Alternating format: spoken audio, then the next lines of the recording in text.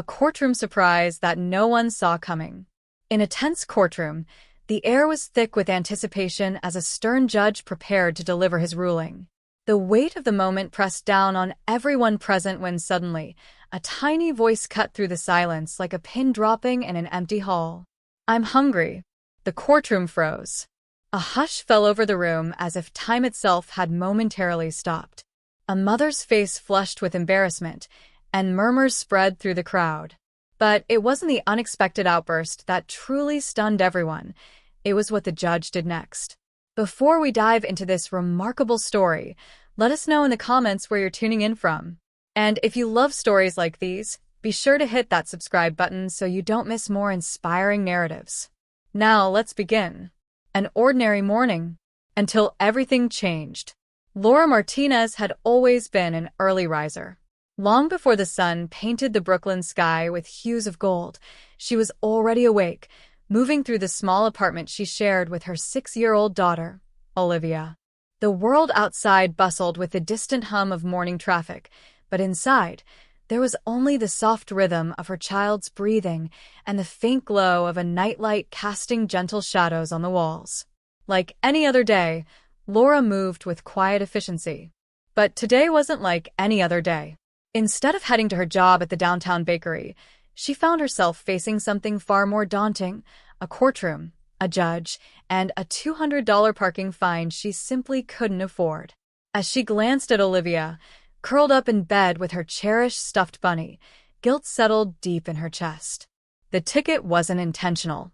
She had parked in the wrong spot for only a few minutes while rushing to get fever medicine for her daughter. And now they were caught in a mess that felt so much bigger than it should have been. Taking a deep breath, she whispered, "Come on, Liv. Time to go."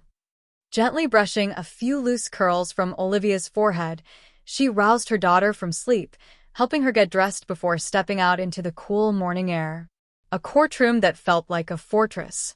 The Brooklyn courthouse was as intimidating as they came. Towering gray walls, high ceilings, and security guards who looked as unyielding as the stone statues outside. Laura's grip on Olivia's tiny hand tightened as they walked through the grand entrance, their footsteps swallowed by the vastness of the hall. Rumors swirled about Judge Jonathan Reed, the very man they were about to face. He was known across New York for his strict adherence to the law, a man who rarely bent the rules for anyone. Could she possibly make him understand? Sitting quietly, waiting for her turn, Laura rehearsed what she would say in her head over and over again. "Your Honor, I'm a single mother. It was just a few minutes. I had no choice." Then, suddenly, the bailiff's voice rang through the chamber, calling her case. Her heart pounded. "Come on, Liv," she whispered again, gripping her daughter's hand as they approached the massive wooden bench where Judge Reed sat, his face unreadable, his gaze piercing.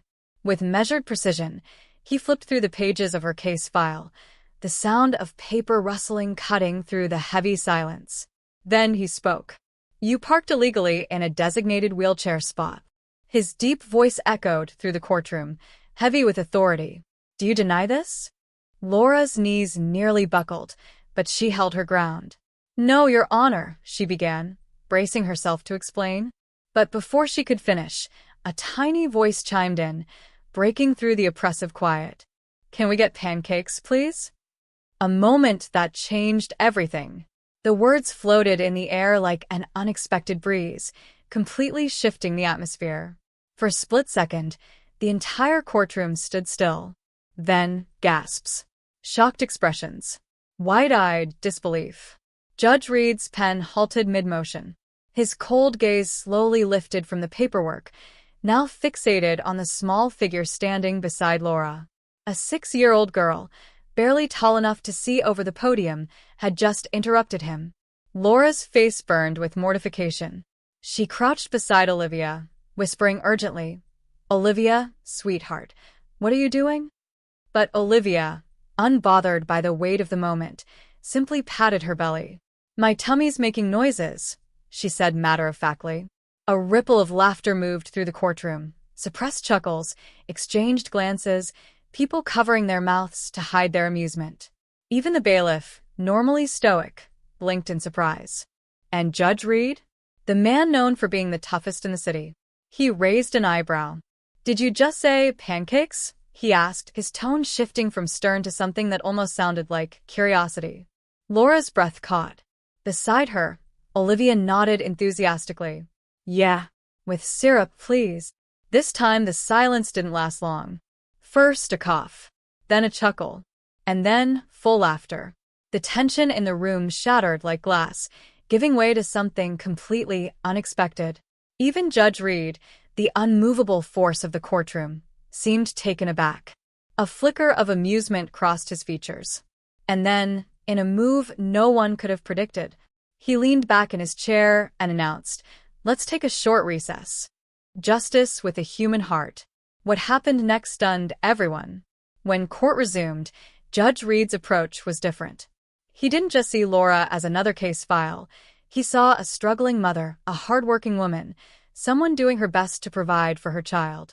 Instead of issuing a fine, he did something remarkable. Given your history and the circumstances, I am dismissing the ticket. A gasp rippled through the room. Then, applause. Whispers of approval spread like wildfire. Laura's hands flew to her mouth, tears welling in her eyes. Thank you so much, Your Honor," she whispered.